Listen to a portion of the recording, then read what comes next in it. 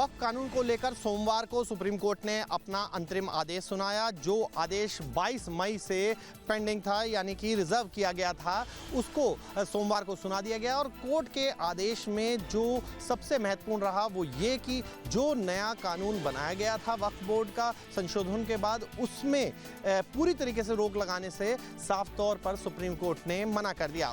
Supreme court का कहना था कि rarest of the rare case में ही इस तरीके से पूरे कानून पर रोक लगाई जा सकती है और ये उस तरीके का मामला नहीं बनता। मेंबर्स की संख्या थी, नॉन मुस्लिम मेंबर्स की संख्या वक्फ में और काउंसिल में, उसको राज्य के लिए 3 रखा गया है और 4 जो है वो रखा गया है इस तरीके से सेंटर के लिए। तो अभी कानून बनाया गया था, उस कानून को बहुत हद तक जो वक्फ के प्रोटेक्शन के सिलसिले में जो बहस थी उसको एड्रेस करते हुए कोर्ट ने 4 बातें जो कही हैं जो इम्पोर्टेंट है। एक तो ये है कि जो वक्फ काउंसिल में जो मेंबर्स को वेग रखा गया था कि कौन आएगा, उसको लिमिट कर दिया है कि 4 से ज़्यादा नॉन मुस्लिम नहीं हो सकते। उसी तरह वक्फ बोर्ड की जहाँ तक बात है, उसको भी काफ़ी वेग रखा था स्टैट्यूट में, तो उसको भी लिमिट कर दिया गया है कि 3 से ज़्यादा नॉन मुस्लिम नहीं हो सकते। अब दोनों ही पक्ष काफ़ी खुश नज़र आ रहे हैं और अंतरिम आदेश जो है वो फिलहाल सुप्रीम कोर्ट द्वारा सुना दिया गया है।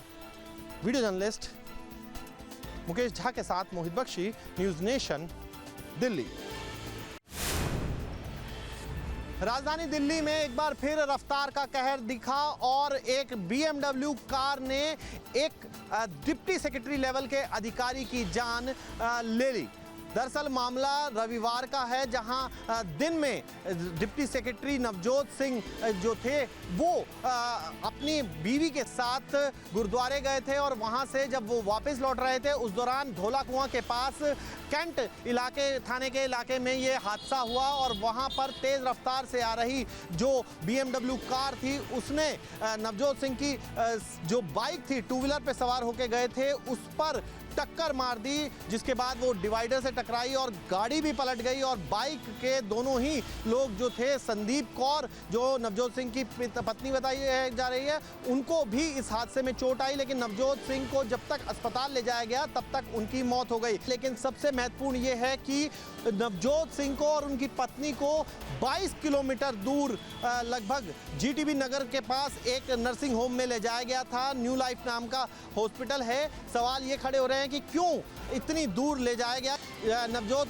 सिंह की मौत हादसे में हो गई, संदीप कौर को गंभीर चोटें लगी, बाद में उन्हें दूसरे अस्पताल में भर्ती कराया गया। लेकिन कई और सवाल अब सामने का जवाब पुलिस में की हिरासत में से जब पूछताछ होगी तो फिर सामने आएगा कि आखिर क्यों इतनी दूर अस्पताल में ले जाया गया। केंद्र सरकार में डिप्टी सेक्रेटरी पद पर तैनात नवजोत सिंह की जान ले ली, उसी तेज रफ्तार के क्या कारण थे, इन तमाम पहलुओं को भी अब दिल्ली पुलिस जांच कर रही है। वीडियो जर्नलिस्ट मुकेश झा के साथ मोहित बख्शी, दिल्ली। आगामी विधानसभा चुनाव को लेकर भारतीय जनता पार्टी भी तैयारियों में जुटी हुई है। इस कड़ी में भारतीय जनता पार्टी ने यह फैसला किया है कि विधानसभा चुनाव से पहले भारतीय जनता पार्टी मतदाता पुनरीक्षण का जो काम है वो शुरू करेगी और बूथ स्तर तक जाकर एक-एक मतदाता का बीजेपी सत्यापन कराएगी। अगर कोई मतदाता फर्जी पाया जाता है तो उसकी शिकायत की जाएगी। माना जा रहा है कि विधानसभा चुनाव से पहले भारतीय जनता पार्टी अगर इसमें सफल होती है तो वो बीजेपी का मास्टर स्ट्रोक साबित हो सकता है। हालांकि इससे पहले अगर हम राज्य निर्वाचन आयोग की बात करें तो राज्य निर्वाचन आयोग ने पूरे देश में AI सर्वे कराया था, जिसमें ये बात निकलकर सामने आई थी कि 1 करोड़ से ज़्यादा ऐसे मतदाता हैं जिन मतदाताओं का नाम 2 जगहों पर है, या तो कोई मतदाता प्रदेश से बाहर रह रहा है या किसी मतदाता की मृत्यु हो चुकी है।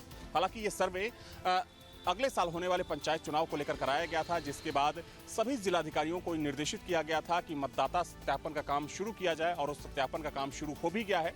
हालांकि SIR की तर्ज पर माना जा रहा है कि जो काम उत्तर प्रदेश में शुरू होने वाला है उसको लेकर जो तमाम विपक्षी पार्टियां हैं वो भयंकर विरोध दर्ज करा सकती है। हालांकि विरोध होना शुरू भी हो गया है, लेकिन अब भारतीय जनता पार्टी की तरफ से जो बात कही गई है कि मतदाता पुनरीक्षण बहुत ज़रूरी है, वैसे में माना जा रहा है कि इस मुद्दे पर आने वाले समय में सियासी हलचल और ज़्यादा तेज हो सकती है। वीडियो जर्नलिस्ट दीपक राणा के साथ अविनाश सिंह, न्यूज स्टेट लखनऊ। पिछले लोकसभा चुनाव में मिली बढ़त से उत्साहित समाजवादी पार्टी विधानसभा 2027 के चुनाव की तैयारियों में जुटी हुई है। इसी कड़ी में समाजवादी पार्टी ने यह फैसला किया है कि 2027 में समाजवादी पार्टी किसी भी कैंडिडेट को बिना सर्वे टिकट नहीं देगी, यानी कि टिकट देने से पहले हर प्रत्याशी के लिए समाजवादी पार्टी सर्वे कराएगी और उसी सर्वे के आधार पर प्रत्याशियों का चयन किया जाएगा। माना जा रहा है कि समाजवादी पार्टी इसके लिए एक टीम का भी गठन करेगी और एक जो टीम होगी वो पार्टी संगठन की होगी, तो वहीं प्राइवेट एजेंसियों से भी समाजवादी पार्टी सर्वे कराएगी और उसी सर्वे के आधार पर कैंडिडेट का चयन किया जाएगा। देखा जाए तो ये जो प्रक्रिया है या जो प्रणाली है ये नई प्रणाली नहीं है। पहले भी तमाम ऐसी पार्टियां रही हैं जो अपने प्रत्याशियों के चयन से पहले सर्वे कराती रही हैं, लेकिन समाजवादी पार्टी की बात करें तो समाजवादी पार्टी बहुत गंभीरता के साथ इस काम में जुटने वाली है। हालांकि समाजवादी पार्टी ने ये भी तय किया है कि सर्वे तो होगा ही, साथ ही में प्रत्याशी चयन के समय पीडीए का फॉर्मूला भी पूरी तरीके से ध्यान में रखा जाएगा। वीडियो जर्नलिस्ट दीपक राणा के साथ Avinash Singh, news state Lucknow. Film actress Disha Patani के घर फायरिंग वाले मामले में आज उनसे जो है देश के मुख्यमंत्री योगी आदित्यनाथ ने बात करी, फ़ोन पर बात करी, उनका हालचाल लिया, साथ ही उन्होंने उनको आश्वासन दिलाया ताकि उनकी सुरक्षा में उनको कहीं कोई चूक ना रहे, उनको कहीं डर ना रहे। उनको आश्वासन दिलाया है कि जो आरोपी हैं चाहे पाताल में भी क्यों ना हो, उनको ढूंढकर योगी की पुलिस लाएगी और उनको उनके अंजाम तक पहुँचाएगी। देर रात माननीय मुख्यमंत्री जी का मेरे टेलीफोन पे फ़ोन आया था और उन्होंने हम पूरे मेरे पीड़ित परिवार को सांत्वना दी है और विशेष रूप से उन्होंने कहा है कि पूरा प्रदेश आपके साथ है और आपकी सुरक्षा में कोई कोताही नहीं बरती जाएगी। उनमें इस बात का अब डर नहीं देखा जा सकता कि जिस प्रकार घटना को अंजाम देने की कोशिश करी गई थी और उनको डराने की कोशिश करी गई थी, लेकिन फिलहाल आरोपी पुलिस की हिरासत में नहीं है और यही वजह है कि परिवार वाले थोड़ा सा अभी भी दहशत में है। वीडियो जर्नलिस्ट भागीरथ गोस्वामी के साथ Manoj Kumar, news state Bareilly. UP roadways की बसों में ड्राइवरों को नींद और झपकी से बचाने के लिए विभाग की तरफ से बसों में एंटी स्लिपिंग डिवाइस लगाया गया था। पहले चरण में तकरीबन 680 बसों में ये डिवाइस लगाने का काम हुआ था, लेकिन हैरान करने वाली बात यह है कि तमाम ऐसे डिवाइस हैं जो पिछले 6 महीनों से काम नहीं कर रहे हैं। इसके बावजूद विभाग की नींद नहीं खुल रही। हालांकि दूसरे चरण में ये घोषणा की गई थी ट्रांसपोर्ट विभाग की तरफ से कि दूसरे चरण में तकरीबन 800 रोडवेज की बसों में एंटी स्लिपिंग डिवाइस लगाई जाएगी, लेकिन पिछले काफ़ी समय से उसका इंतज़ार किया जा रहा है। वजह यह है कि इसके लिए यानी कि इस डिवाइस के लिए अभी तक टेंडर की प्रक्रिया पूरी नहीं हो सकी है। सबसे महत्वपूर्ण बात यह है कि आए दिन जो रोडवेज की बसें हैं वो लगातार दुर्घटनाओं का शिकार हो रही हैं। कई ऐसे मामले आए हैं कि ड्राइवरों की झपकी या नींद की वजह से जो बसें होती हैं वो दुर्घटना का शिकार बनती हैं। उसके बावजूद जो विभाग के बड़े अधिकारी हैं या जो पूरा विभाग है वो इस पर चुप्पी साधे हुए है। देखने वाली बात ये होगी कि जिन बसों में एंटी स्लिपिंग डिवाइस बंद पड़े हुए हैं वो कब तक ठीक हो पाते हैं और दूसरे चरण का जो टेंडर है उसकी प्रक्रिया कब पूरी हो पाती है। वीडियो जर्नलिस्ट दीपक राणा के साथ अविनाश सिंह, न्यूज स्टेट लखनऊ। बिजली विभाग के 1912 हेल्पलाइन की क्षमता अब बहुत जल्द दोगुनी होने जा रही है।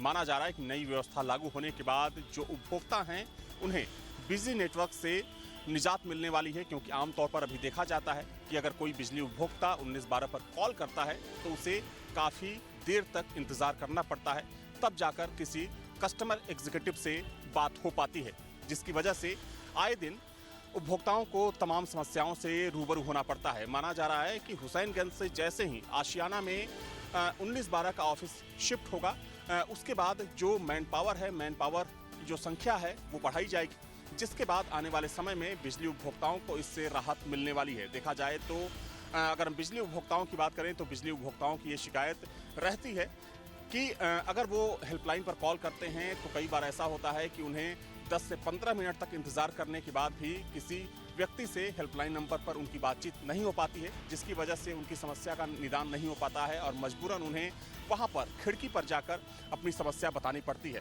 इसी को देखते हुए यूपीसीएल ने यह फैसला किया कि इसकी कार्यक्षमता में अब वृद्धि की जाएगी, यानी कि मैन पावर बढ़ाया जाएगा, जो कस्टमर एग्जीक्यूटिव हैं उनकी संख्या बढ़ाई जाएगी और ये नई व्यवस्था जल्द ही लागू की जा सकती है।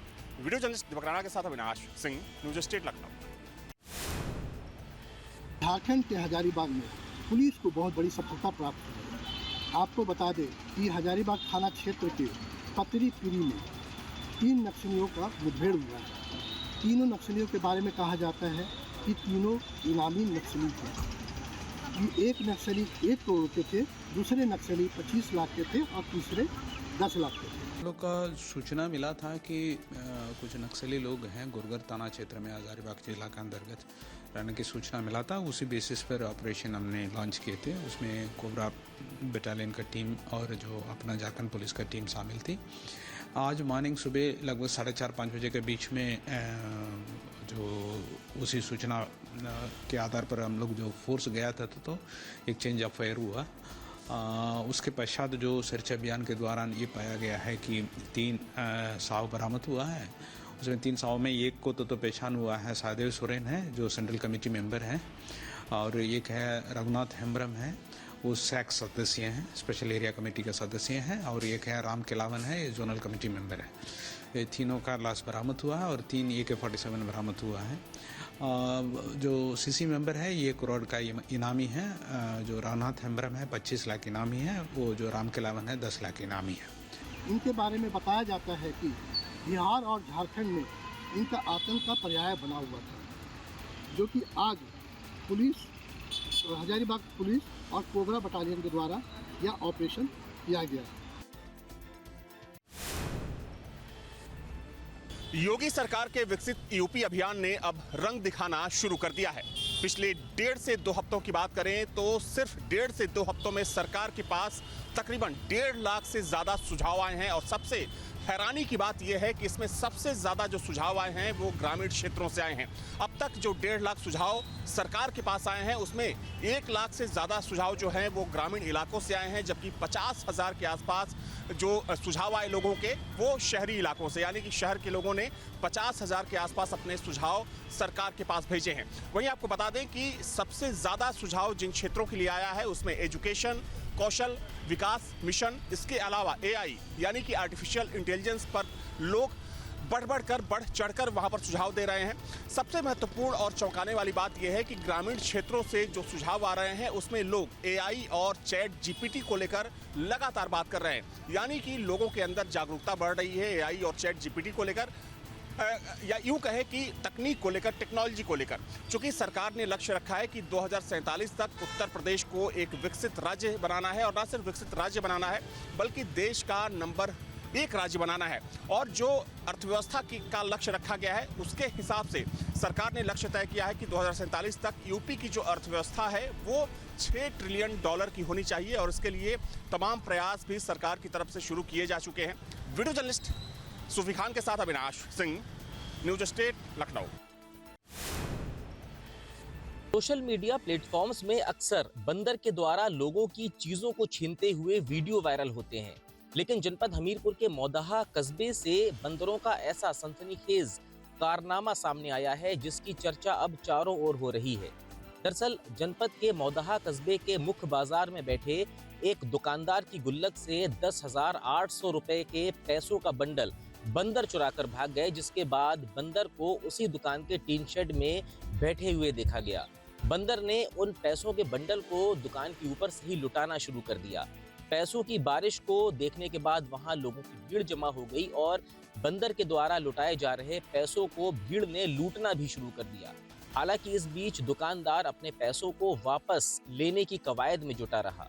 इस पूरे प्रकरण के बाद 10,800 में से महज कुछ हजार रुपए ही दुकानदार को वापस मिल पाए और बाकी के पैसे भीड़ लूट कर ले गई। हमीरपुर से न्यूज स्टेट के लिए सैयद उस्मान। भारत नेपाल सीमा पर सुरक्षा एजेंसियों ने चौकसी कड़ी कर दी है। नेपाल में हाल ही में हुए हिंसक घटनाओं और जेल से भागे कैदियों के मद्देनजर इंडो नेपाल बॉर्डर पर सुरक्षा बल अलर्ट मोड पर हैं। सीमा से सटे महाराजगंज जिले के विभिन्न पगडंडी मार्गों पर सशस्त्र सीमा बल और स्थानीय पुलिस ने गश्त को तेज कर दिया है। आशंका यह भी जताई जा रही है कि नेपाल में हुए उपद्रव के दौरान जो कैदी जेल से फरार हुए थे इनमें से कुछ कैदी भारत की सीमा में प्रवेश कर सकते हैं। इसी को ध्यान में रखते हुए बॉर्डर पर आने जाने वाले लोगों की गहनता से तफ्तीश की जा रही है। उनके पहचान पत्रों के मिलान होने के बाद ही उन्हें भारतीय सीमा क्षेत्र में प्रवेश दिया जा रहा है। इसके साथ ही सीमा पर आने वाले वाहनों की भी सघन चेकिंग की जा रही है। एसएसबी और पुलिस की संयुक्त टीम लगातार पेट्रोलिंग कर रही है और संदिग्ध व्यक्तियों पर कड़ी नजर रखी जा रही है। बॉर्डर पर और अन्य संवेदनशील पॉइंट पर सर्च ऑपरेशन को तेज कर दिया गया है। सीमा क्षेत्र में सख्ती से अब सुरक्षा का माहौल भी नजर आ रहा है। Brajendra Pandey, news state, Uttar Pradesh. प्रदेश के पीडब्ल्यूडी विभाग में एक नई प्रक्रिया जल्द ही लागू होने जा रही है। दरअसल अब विभाग ने यह फैसला किया है कि 40 लाख तक के जो काम होंगे वो प्रमुख सचिव की मंजूरी के बाद ही निर्गत किए जाएंगे, जबकि पहले ये प्रावधान था कि 40 लाख तक के जो काम होते थे वो चीफ इंजीनियर या फिर विभागाध्यक्ष की मंजूरी के बाद दिए जाते थे। लेकिन अब जैसे ही ये जो पूरी प्रणाली अगर लागू होती है तो जो कामकाज का जो पूरा तरीका होगा वो बदल जाएगा और इसी को लेकर जो डिप्लोमा इंजीनियर संघ है उसने नाराजगी जताई है। उन्होंने इस फैसले का विरोध किया है और इस फैसले के खिलाफ उन्होंने मुख्यमंत्री को पत्र भी लिखा है। उस पत्र में लिखा गया है कि इस प्रस्ताव को कैबिनेट से मंजूरी ना दी जाए। हालांकि विभाग का ये मानना है कि जो जन कल्याण के काम होते हैं या जो जन समस्याएं होती हैं उनका ठीक तरीके से निस्तारण हो सके, सही ढंग से ज़मीन पर काम हो सके, इसके लिए ये फैसला लिया गया है। हालांकि डिप्लोमा इंजीनियर संघ की नाराज़गी को देखते हुए ये माना जा रहा है कि विभाग की तरफ से जो फैसला लिया गया है उसे लागू करना उतना आसान नहीं होगा। हालांकि देखा जाए तो पीडब्ल्यूडी विभाग वो विभाग है जिस विभाग में सबसे ज़्यादा भ्रष्टाचार व्याप्त माना जाता है। वीडियो जर्नलिस्ट दीपक राणा के साथ अविनाश सिंह, न्यूज स्टेट, लखनऊ।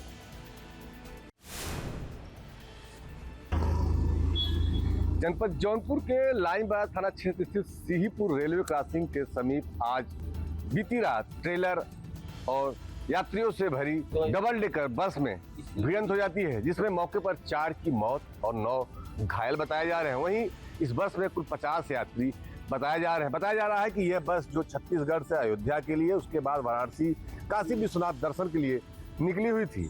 जैसे ही ये बस जनपद जौनपुर के लाइनबाजार थाना क्षेत्र स्थित सिहीपुर के समीप पहुंची, सामने से एक बिहार नंबर की एक ट्रेलर जा रही, जिसको ओवरटेक करने के चक्कर में यात्रियों से भरी बस अनियंत्रित हो गई, जिससे भीषण सड़क हादसा हो गया। इस भीषण सड़क हादसे में 4 की मौत हो गई और 9 गंभीर रूप से घायल बताए जा रहे हैं। वहीं अन्य जो घायल हैं, करीब 40 लोग की संख्या बताई जा रही है, उनको हल्की चोटें आई हैं। फिलहाल पुलिस ने सभी का सामान जो घायल हैं उनके साथ उनको दे दिया है। वहीं इनको आगे के रवाना करने के लिए इनको एक अन्य वाहन की व्यवस्था करी, जिससे ये अपने गंतव्य के लिए रवाना हो सके। Deepak Singh, news state, Jaunpur. आज पटना में दरोगा की वैकेंसी को लेकर जो तमाम अभ्यर्थी हैं वो हंगामा कर रहे हैं। ये तस्वीर पटना के डाक बंगला चौराहे की है। आप देख सकते हैं अभ्यर्थियों की मांग जो है कि बिहार में दरोगा और बिहार पुलिस की वैकेंसी जो है वो वापस लाने के लिए 2 साल से जो वैकेंसीज है वो अब तक नहीं लाई गई है। इसको लेकर आज हंगामा जो है वो किया जा रहा है। हाथों में तिरंगा लेकर ये प्रोटेस्ट है वो किया जा रहा है। आप देख सकते हैं कि पीछे किस कदर जो लोग हैं आपको यहाँ पर नजर आएंगे और बहुत सारे लोग जो हैं वो यहाँ पर आपको नजर आ रहे हैं। ये पुलिस ने बैरिकेडिंग कर दी है, यहाँ से आगे जाने की अनुमति नहीं है। एक तरफ आप देख सकते हैं कि जो वाटर कैनन है वो भी लगाया गया है कि अगर स्थिति बिगड़ती है तो वाटर कैनन का प्रयोग किया जाएगा। दूसरी तरफ जो छात्र हैं वो यहाँ पर प्रदर्शन कर रहे हैं, उनकी मांग जो है वो सीधे तौर पर क्या उनसे ही जाने की मांग सुनेंगे। क्या मांग है आप लोग, क्यों यहाँ पर? बिहार दरोगा का वैकेंसी रिलीज करें। 2 साल से ये सरकार सिर्फ जुमलाबाजी कर रही है। इलेक्शन से पहले किसी भी हालत में बिहार दरोगा का वैकेंसी रिलीज करे। इसका चुनाव का पहले हम लोग के 2 साल से पहले ये सिर्फ वादा कर रही है। ये सरकार सिर्फ जुमलेबाजी का काम कर रही है। पहले सीधे तौर पर इनकी मांग है कि दरोगा की वैकेंसी जो है बहाली जो है वो निकाली जाए। इसी मांग को लेकर आज यहाँ पर प्रदर्शन किया जा रहा है। डाक बंगला चौराहे को पूरी तरीके से सील कर दिया गया है, लिहाजा किसी को यहाँ से आगे जाने की अनुमति नहीं दी गई है। बिहार चुनाव से पहले सभी वैकेंसी जो है जो रिक्त वैकेंसी है उसे लाया जाए ताकि लोगों को रोजगार जो है वो मिल सके। वीडियो जर्नलिस्ट सत्येंद्र कुमार के साथ उत्कर्ष, पटना। के लातूर में पिछले 2 दिन से हो रही लगातार बारिश की वजह से खेत खलियान समंदर बन गए हैं। आप देख सकते हैं ये लातूर जिले के उजनी के आसपास का एरिया है जहां पर पूरी तरह से खेत में पानी जमा हुआ है। कई जगह ऐसे हैं जहां पर घरों में पानी गया है। यहाँ उजनी की जो शमशान भूमि है पूरी तरह से पानी में गई हुई है। लातूर जिले में पिछले 2 दिन से लगातार मूसलाधार बारिश हो रही है और इसके चलते कई रास्ते पूरी तरह से बंद हुए हैं और किसानों के फसलें पूरी तरह से खराब हुई है। और यहाँ पे जो लातूर की स्थिति देखी जाए तो लातूर जिले में हर साल बारिश बड़े पैमाने पर होता है और इसी के चलते लातूर में कल रात बादल फटे जैसे बारिश के हालात होने की वजह से पूरे किसानों की जो फसलें हैं पूरी तरह से बर्बाद हुई है। आसिफ पटेल, लातूर, महाराष्ट्र।